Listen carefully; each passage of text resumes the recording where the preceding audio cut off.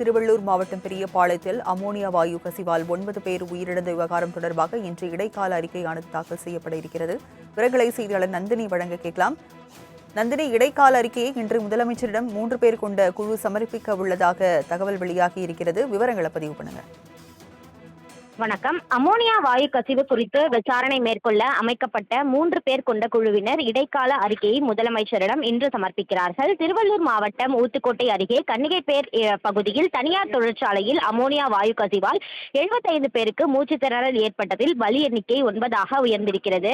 இந்த நிலையில்தான் அமோனியா வாயு கசிவு சம்பவம் குறித்து விசாரணை நடத்த 3 பேர் கொண்ட குழுவை அமைத்து முதலமைச்சர் உத்தரவு பிறப்பித்திருந்தார். தொழிலக பாதுகாப்பு, சுகாதாரத்துறை இயக்குநர் உட்பட 3 பேர் கொண்ட குழுவை அமைத்து முதலமைச்சர் உத்தரவிட்டிருந்தார். மாசு கட்டுப்பாட்டு வாரியத்தின் உறுப்பினர் செயலர், பொது சுகாதாரத்துறையின் கூடுதல் இயக்குநரும் குழுவில் இடம்பெற்றிருந்தார்கள்.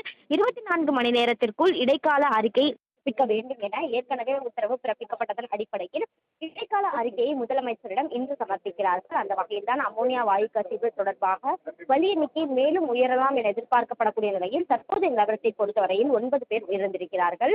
மேலும் பலர் தீவிர சிகிச்சை பிரிவில் அனுமதிக்கப்பட்டு சிகிச்சை பெற்று வருகிறார்கள்.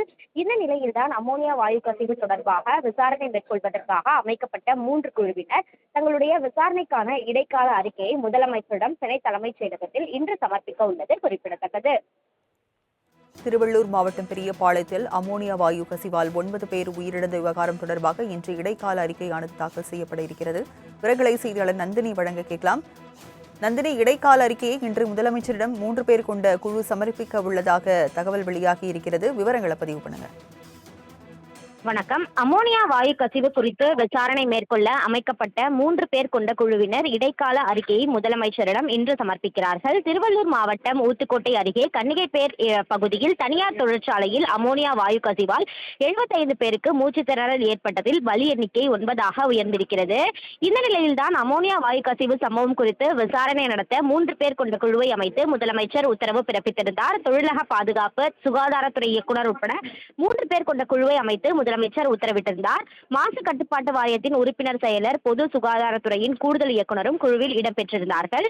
24 மணி நேரத்திற்குள் இடைக்கால அறிக்கை பிறப்பிக்க வேண்டும் என ஏற்கனவே உத்தரவு பிறப்பிக்கப்பட்டதன் அடிப்படையில் இடைக்கால அறிக்கையை முதலமைச்சரிடம் இன்று சமர்ப்பிக்கிறார்கள். அந்த வகையில்தான் அமோனியா வாயு கசிவு தொடர்பாக பலி எண்ணிக்கை மேலும் உயரலாம் என எதிர்பார்க்கப்படக்கூடிய நிலையில் தற்போதைய நிலவரத்தை பொறுத்தவரையில் 9 பேர் உயிரிழந்திருக்கிறார்கள். மேலும் பலர் தீவிர சிகிச்சை பிரிவில் அனுமதிக்கப்பட்டு சிகிச்சை பெற்று வருகிறார்கள்.